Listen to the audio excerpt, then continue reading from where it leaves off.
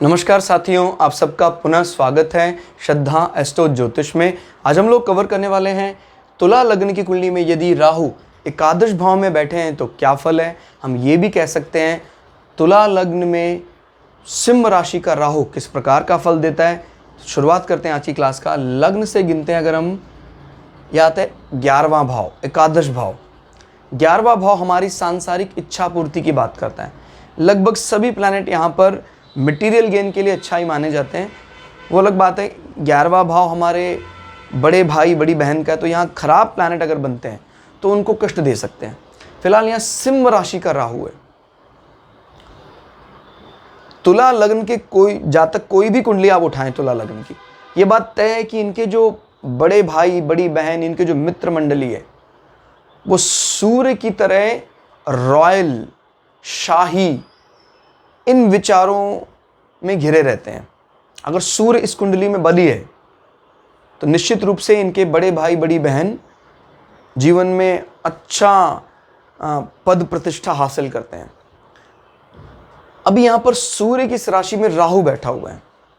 देखिए, घर के मालिक का मजबूत होना और घर का खराब होना क्या बताता है। घर के मालिक का मजबूत होना बताता है भी ओवरऑल, जब कभी बात आती है ओवरऑल रिजल्ट की, रिजल्ट हमारे अनुकूल होगा अगर घर का मालिक बली है।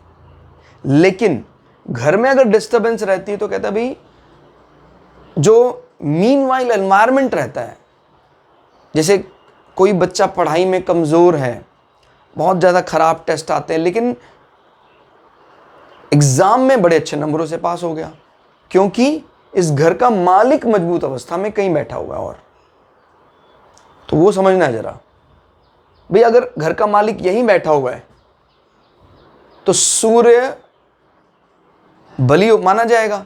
लेकिन राहु एक ऐसा प्लैनेट है जो सबसे मजबूत ग्रह पर भी ग्रहण लगा देता है, सूर्य पर ग्रहण लगा देता है।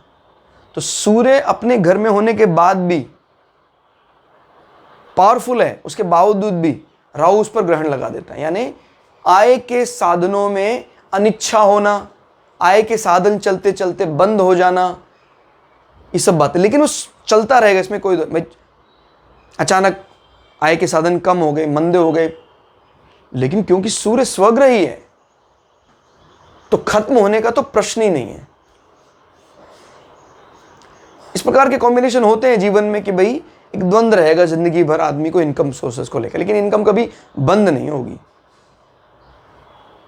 इसकी बजाय अगर सूर्य कहीं यहां बैठकर एक्सेल कर जाए, हालांकि मैरिड लाइफ के लिए इतना अच्छा नहीं है, वो जातक के पार्टनर को कहीं ना कहीं ब्लड डिजीज दे सकता है। और क्योंकि सूर्य जलाता है बहुत बली होकर। लेकिन ये बात है कि ये जो जातक होगा, ये बड़ा, इसका जो पार्टनर होगा बड़ा डोमिनेटिंग होगा। क्लियर। अगर मंगल भी मजबूत अवस्था में है तो उसकी कदर करेगा, इसके क्रोध की और इसके अनुशासन की कदर करेगा जातक।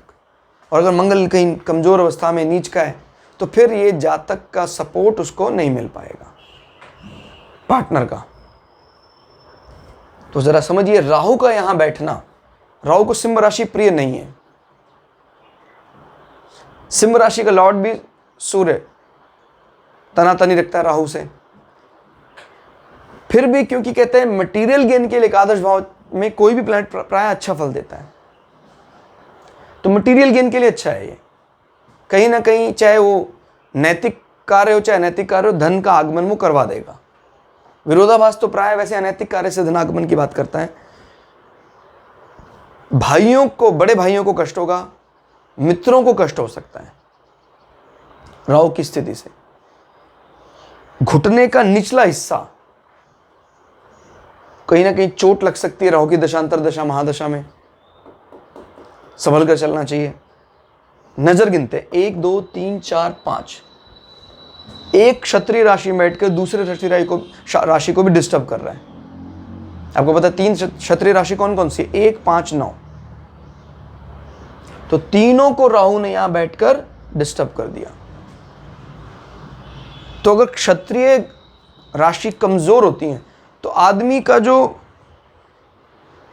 अपने आप को रिप्रेजेंट करने का जो मादा है, दम है, जो जिसको बोलते हैं क्षत्रियों में क्या हो, दम, वो क्षत्रिय गुण कुंडली का कमजोर हो जाता है।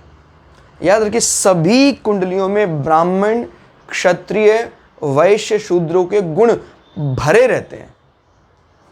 याद रखिए, आज के समय पर सबसे मजबूत जो गुण है वो क्षुद्र। अगर आपकी कुंडली में क्षुद्र गुण मजबूत है तो आप कमाल के कारीगर होंगे, कमाल के डेवलपर होंगे। इसमें चाहे सॉफ्टवेयर डेवलपर की बात हो, चाहे कोई गैजेट, डिवाइस, हार्डवेयर असेंबल करने की बात हो। आज के समय पर ब्राह्मण राशि या ब्राह्मण वर्ण बातचीत के लिए तो बहुत अच्छा है, लेकिन अगर उसके प्रोफेशन मटेरियल से संबंधित है तो फिर वो ब्राह्मण वर्ण इतना बढ़िया मटेरियल सपोर्ट हासिल नहीं कर पाएगा। अब क्षत्रिय राशियों को डिस्टर्ब करने का अर्थ ये होगा कि क्षत्रिय गुण जातक में कम हो गए, इसको भी, इसको भी। तृतीय भाव क्या बताता है? बड़े भाई बहनों के साथ साथ छोटे भाई बहन के साथ भी संबंध ज्यादा अच्छे नहीं रहेंगे।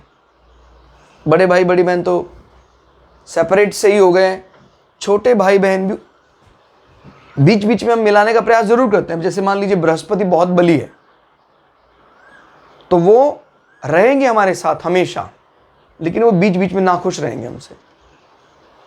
तो मैंने पहले भी कई बार बताया, इस फल को समझना है अच्छे से कि भाव का बल क्या है और भावेश का बल क्या है। तृतीय भाव हमारे बाजुओं की बात करता है, ईसोफेगस आहार नाल की बात करता है। अगर बृहस्पति कमजोर अवस्था में है तो आहार नाल दिक्कत होगी, ईसोफेगस सांस की नली में दिक्कत होगी, रेस्पिरेटरी सिस्टम कमजोर हो सकता है। अच्छा इनिशिएटिव नहीं ले पाएंगे आप।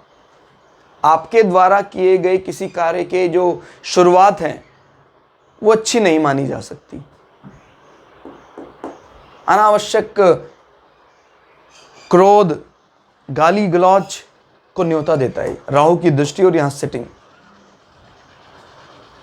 जो सोसाइटी को बिल्कुल भी एक्सेप्ट नहीं है। आपको लोग समझते हैं एक बुद्धिमान व्यक्ति और जो अपने वाणी के जरिए अपनी बात को मनवा लेते हैं, और राहु का ये दृष्टि एकदम ही अलग पर्सनालिटी से आपको एक वो देता है, रूप देता है, यानी लोग उसको स्वीकार नहीं करेंगे कभी भी।